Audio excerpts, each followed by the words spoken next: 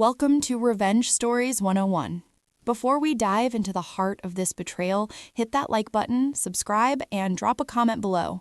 Tell me, have you ever been the dependable one in your family, only to realize you were actually just the safety net for someone else's freefall? My name is Avery Vance. If you asked my parents to describe me, they'd use words like stable, uncomplicated, or the quiet one. In the Vance family hierarchy, I was the background noise, the reliable hum of a refrigerator you only notice when it stops working. My sister, Brianna, however, was the symphony. 3 years my senior, Brianna was raised in the affluent suburbs of Evanston, Illinois, believing that the world was a vending machine and she was the only one with the coins. My parents, Arthur and Evelyn, were the ones who kept her pockets full. They didn't just love her, they worshipped the idea of her. They excused her phases, they funded her visionary business failures, and they celebrated her loud, glittering presence, while I sat in the shadows of our Georgian-style mansion, observing. It's a dangerous thing to underestimate the person who watches in silence. You see, I am a criminal financial data analyst in Chicago. My entire life is built on patterns, anomalies, and the cold, hard truth hidden behind polished lies. I spend 8 hours a day looking at spreadsheets that tell stories people are dying to hide. I know what guilt looks like in a decimal point.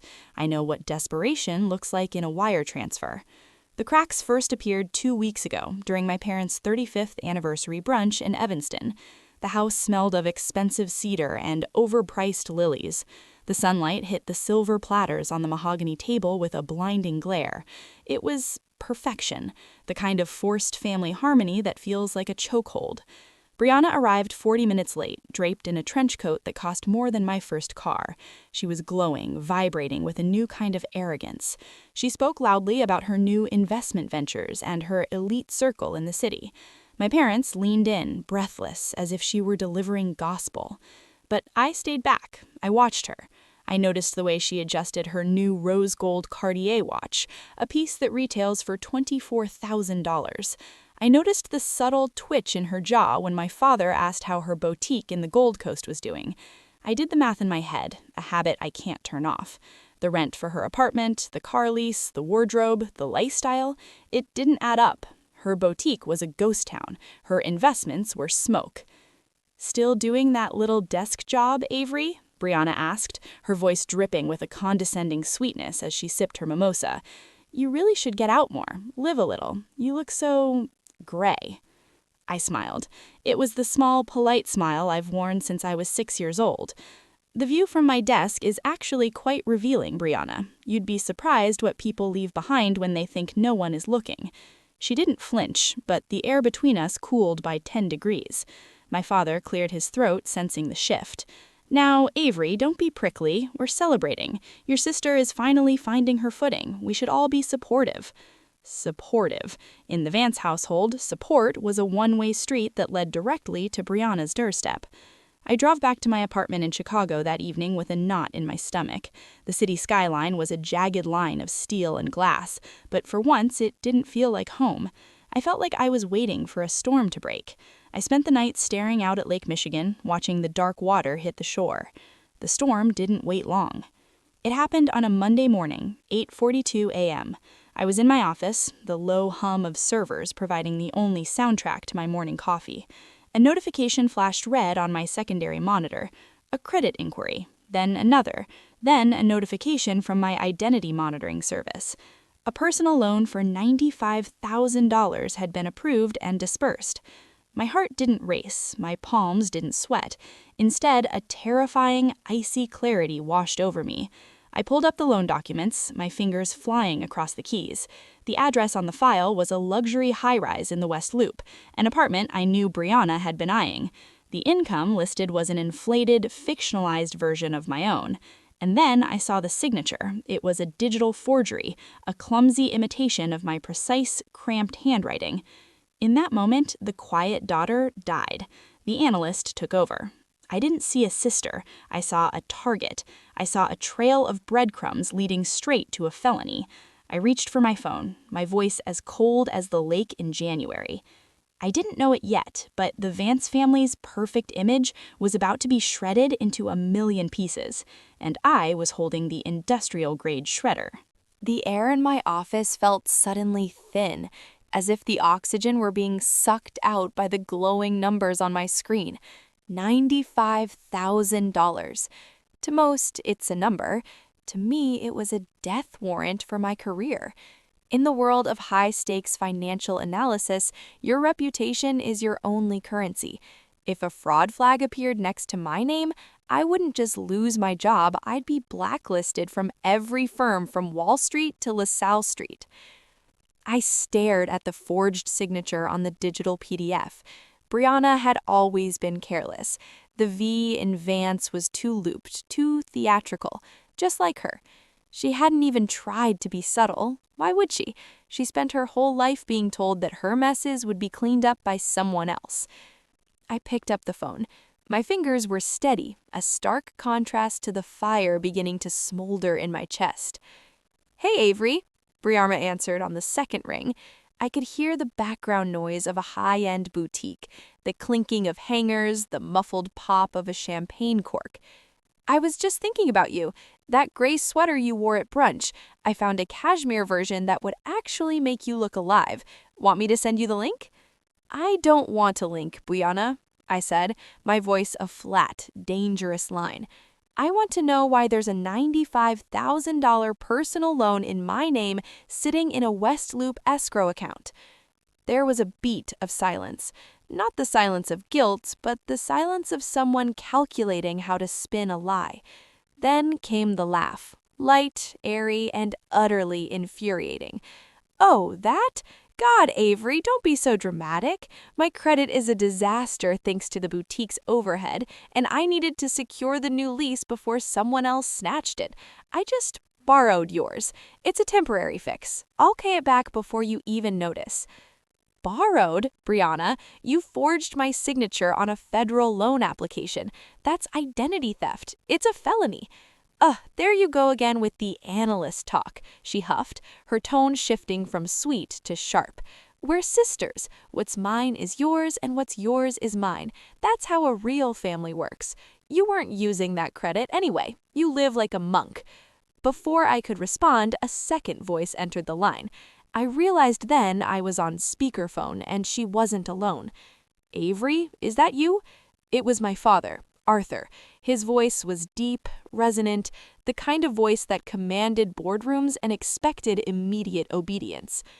"I'm with your sister. We're discussing her expansion. Stop badgering her." "Dad, she stole my identity," I said, the words feeling heavy and absurd in my mouth. "She put my entire professional life at risk to fund an apartment she can't afford."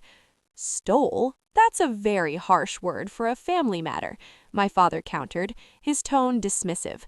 "I told her she could do it. Her credit score is a mess because she's a risk taker, an entrepreneur. You, Avery, are stable. You have the cushion. It's only natural that you support your sister's growth." "You told her she could use my name without asking me?"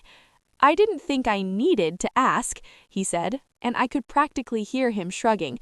"It's not a crime if family settles everything internally. We've already discussed it.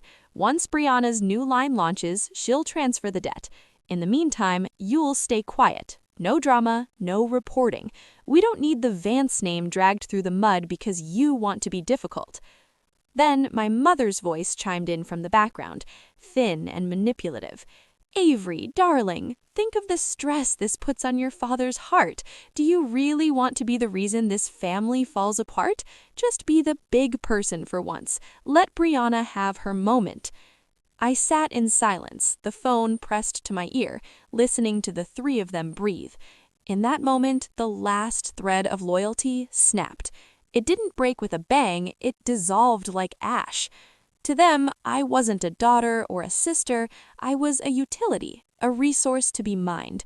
I was the stable one only because my stability provided a platform for Brianna's chaos.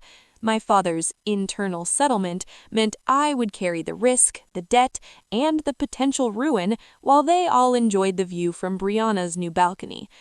"Is that your final word on this?" I asked quietly.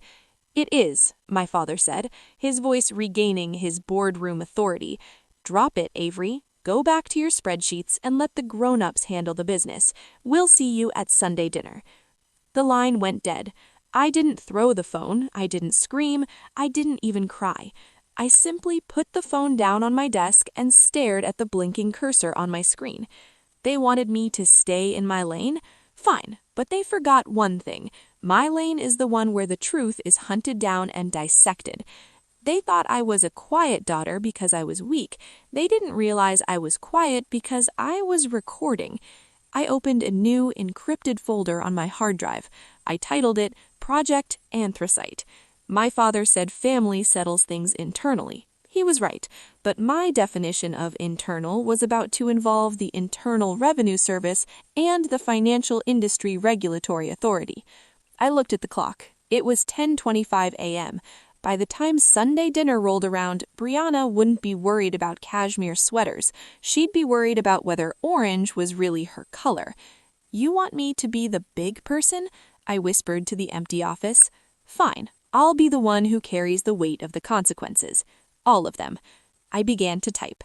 The hunt had officially begun. The world thinks of data as something abstract, lines of code, flickering numbers, intangible clouds of information. But to me, data is biological. It's a digital DNA that never lies. People can fake a smile, they can forge a signature, and they can perform a role for 30 years at a dinner table. But their data? Their data always tells the truth. And Brianna's data was screaming. I stayed in my office long after the cleaning crews had finished their rounds. The skyline of Chicago transformed into a grid of shimmering lights, but my world was reduced to the 27-inch glow of my dual monitors. I didn't start with the loan. I started with the lifestyle. If you're going to dismantle someone, you don't just cut a branch, you poison the roots. I began pulling Brianna's public filings, her boutique's tax records, her car lease agreements, the social media geolocations of her luxury vacations. As an analyst, I have access to tools the average person doesn't even know exist. I started mapping the flow of her success. It was a masterpiece of entropy. The boutique in the Gold Coast wasn't just struggling, it was a front. She had been shifting funds between 3 different credit cards, using one to pay the minimum on the other in a desperate high-stakes game of financial musical chairs. The $95,000 she stole from my credit wasn't for an expansion, it was a bucket of water meant to stop a forest fire. But then, I found the anomaly. A series of wire transfers, small but consistent, coming from our father's private investment account into a shell company registered in Brianna's name. My father wasn't just supporting her, he was actively subsidizing her fraud. He was using his own firm's capital to cover her tracks, likely without the knowledge of his partners. My heart felt like a piece of dry ice, cold and heavy. They hadn't just sacrificed my credit, they were building a fortress of lies and expected me to be the moat that kept the invaders out. I didn't call them. When my mother texted me, "Are you feeling better, Avery? Let's move past this. Love you." I didn't even read it. I was busy. I was busy filing an identity theft affidavit with the Federal Trade Commission. I was busy drafting a suspicious activity report, the kind that triggers an automatic red flag in the banking system. I was busy compiling a 40-page dossier that linked the forged loan, the inflated income statements, and the illicit wire transfers. I wasn't just a sister anymore. I was a whistleblower. In the industry, we call it the burn. It's the moment when an investigation moves from observation to action. Usually, it takes months. I did it in 72 hours. I used every professional connection I had, every ounce of my credibility to ensure this wouldn't be handled internally. I contacted the compliance officer at the bank that issued the loan. I provided my real employment records, my real tax returns, and a forensic analysis of the digital signature that Brianna so lazily applied. I didn't ask for a settlement. I demanded a full fraud investigation. By Thursday night, the trap was set. The dossier was sent to the white-collar crime division of the Illinois State Police and copied to the internal compliance department of my father's firm. I leaned back in my chair, my muscles aching from the tension. I looked at the sent folder. Every document was a nail in the coffin of the life they knew. My sister would lose her boutique, her apartment, and quite possibly her freedom. My father would face a board of directors who didn't care about family loyalty. They thought they knew me. They thought Avery Vance was the girl who smiled politely while they took her air. They forgot that I'm the one who tracks predators for a living. And in this story, I wasn't the prey. I picked up a cold cup of coffee and took a sip. It tasted like iron. "Family is not a crime," my father had said. "No, Dad," I whispered to the empty room. "Crime is a crime, and tonight the bill is finally due." I closed my laptop. The silence in the office was no longer heavy, it was expectant. The storm was no longer coming, it was here, and I was the only one with an umbrella. Friday morning in Chicago arrived with a sky the color of a bruised plum. The air was crisp, carrying the scent of rain and lake salt.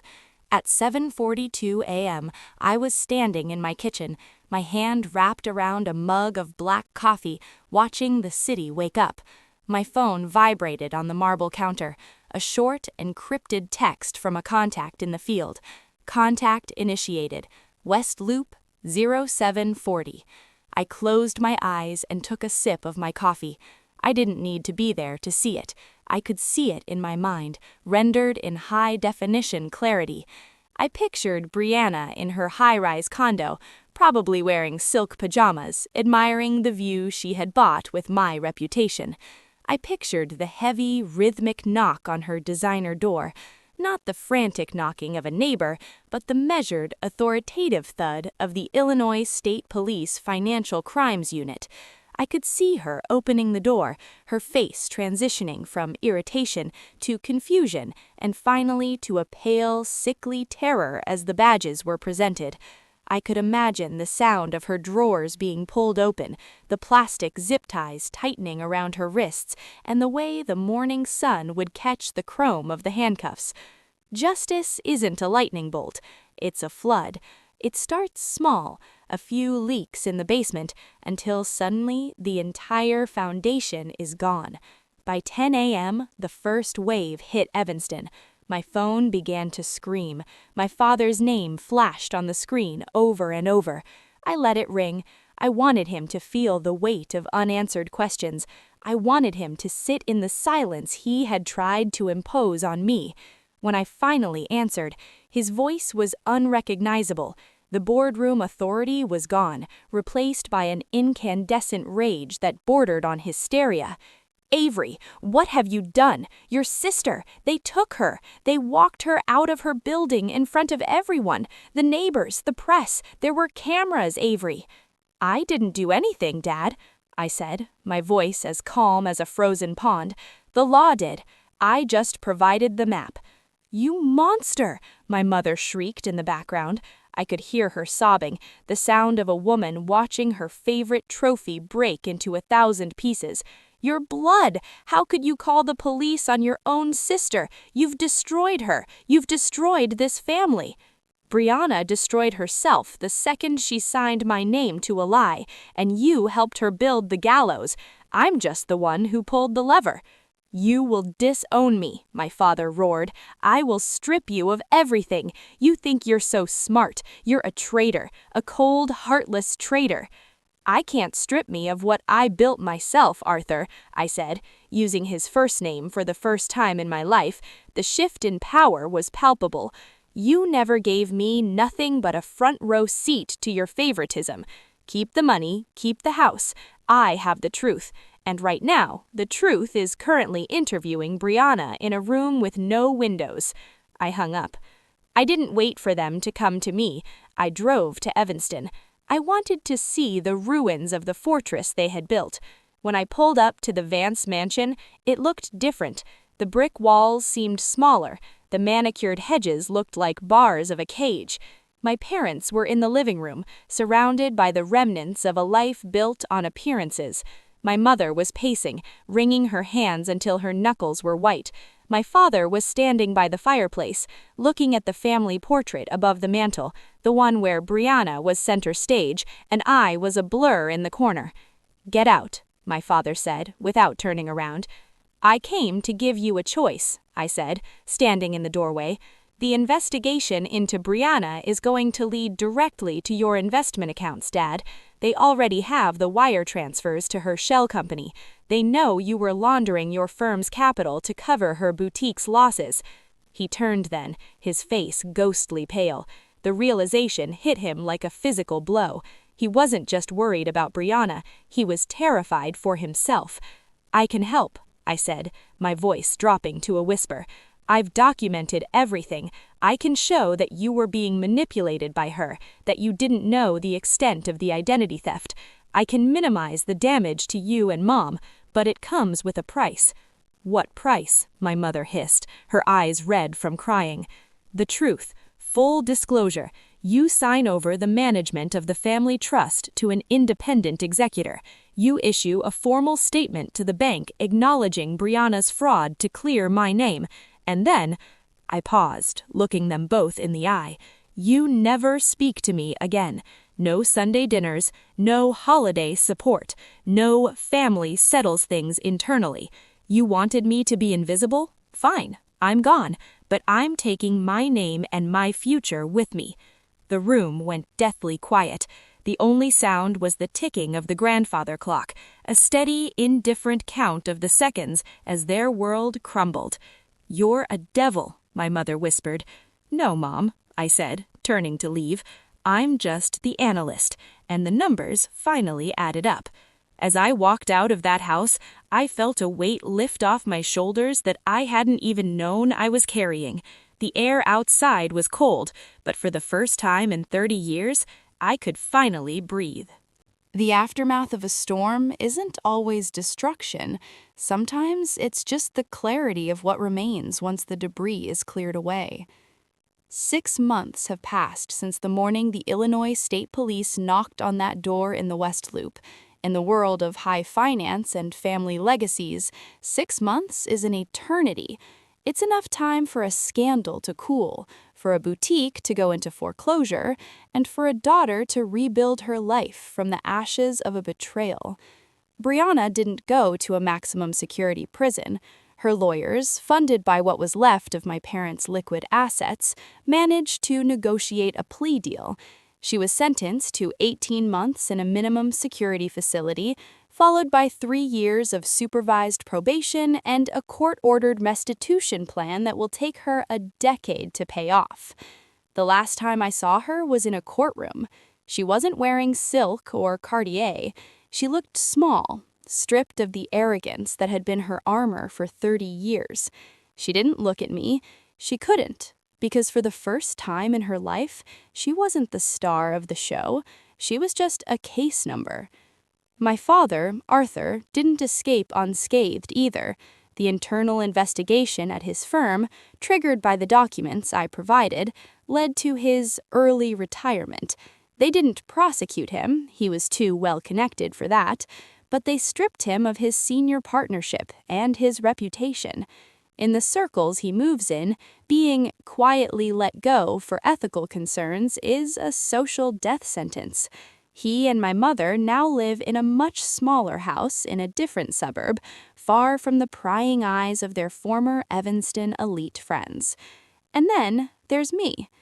I moved into a new apartment, higher up, with a direct view of Lake Michigan. Every morning I watch the sun rise over the water, the gold light reflecting off the glass towers of Chicago. It reminds me that light always finds a way to reveal what's hidden. My credit has been fully restored. The bank issued a formal apology, and my record is clean. But more than that, I am no longer the quiet one. I was promoted to lead investigator for a new regional task force focusing on domestic financial abuse.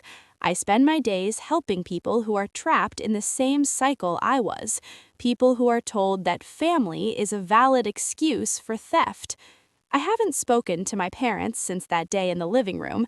They sent one letter through their attorney, a cold document confirming the restructuring of the family trust, I signed it without a second thought. I didn't need their money, I needed my autonomy. Moral of the story. As we close this chapter on Revenge Stories 101, I want to leave you with a thought. We are often taught that loyalty to family is the highest virtue. We are told to keep the peace, to forgive and forget, and to absorb the blows dealt by those who are supposed to love us most. But there is a profound difference between loyalty and complicity. When you stay silent about someone else's crimes just because you share a last name, you aren't protecting them, you are enabling their destruction and guaranteeing your own. Silence isn't a gift you give to your family, it's a ransom you pay for a fake sense of belonging.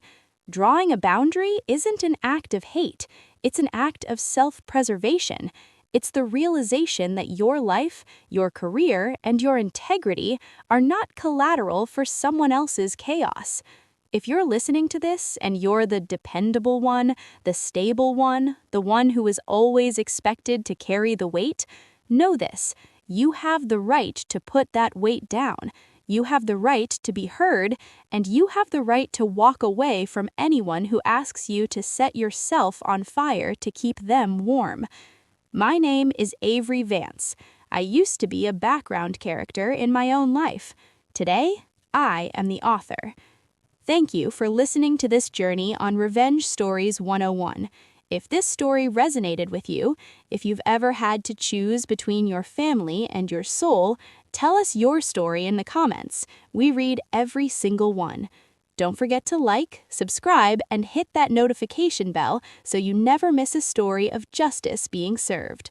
Until next time, stay sharp, stay steady, and remember, the truth always adds up in the end.